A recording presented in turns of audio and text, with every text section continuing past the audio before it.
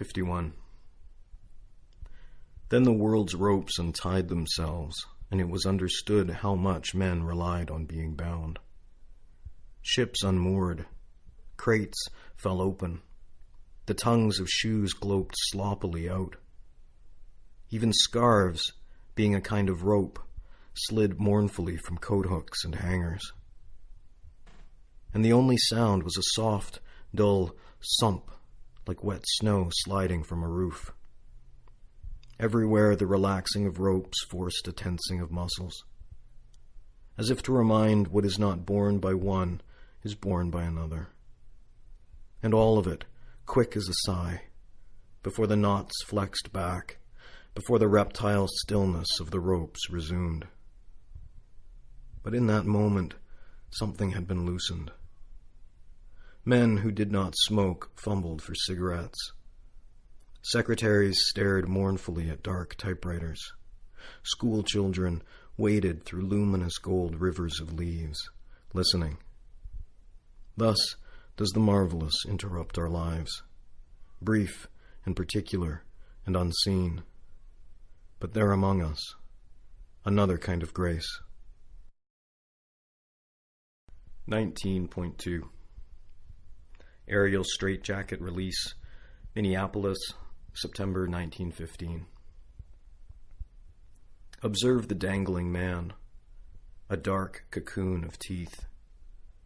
In the tall air he spins, blood-fat, holstered in his straitjacket, spins heel-snagged, then sags bonelessly akimbo, like gut-slit game, while boiled leather straps pinion his wrists. A big gust tolls him hard.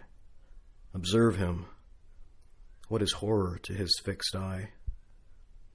The earth, a black, blood-filled skull far below, where pocket watches flare with sun, where streetcars break as darker buildings loom over swarms of drudging men. He writhes. You raise a hand to your eyes to see. 15. The stories keys could tell, still, of the rusted throats of cells, skeletal keys, and keys knuckled like fingers, keys harsh-voiced and stunned like a blaze of cold bells, copper keys, birch keys, keys reeking of mulch and wet moss, more the excellent French names of keys, all eager thigh, fluid, stamen, fumbling at locks themselves. The tongue, another muscular key at his lips, slipping free, for he was careless, Bess, careless with such keys. Keys to trunks, chests, desks, keys choked in his gut or wedged under nails, fang-toothed keys, and keys drowned in jars like small, dark snails. Consider the stubborn silences of these, what stories they could tell. Bess, even this band on his finger shines, a key. 23.3 Digger's Rest, Australia, 1910.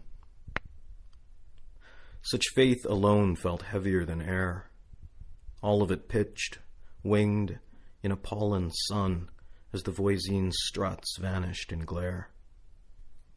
Bleared goggles golden and dust-blown. All fuel box or heat, stalled in a sky dazed as if from the blundering, frenzied blades.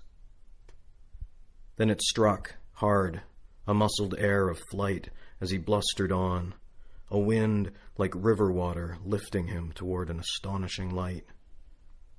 All darkness far below him in the earth.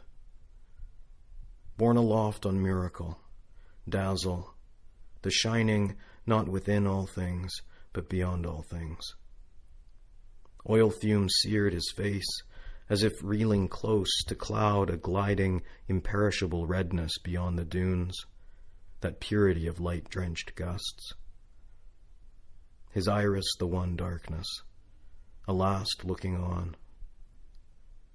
And if only an inner brilliance were blessed in elevating man to God, he'd confess to blood buoyant with light, violent and quaking in an acre of immensities, no less strange for being ever overhead. 39. A squelch and slub of shovel blade. All day, rain-bloated ditches made digging difficult, floated spades, foamed up flecks of rotted pine. His sogged gravesite gushed a slime of silt and peat and spill.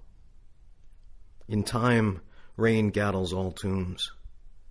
This grave, bundled in tarps, gave and gave, a gash you floundered in to stave off flooding.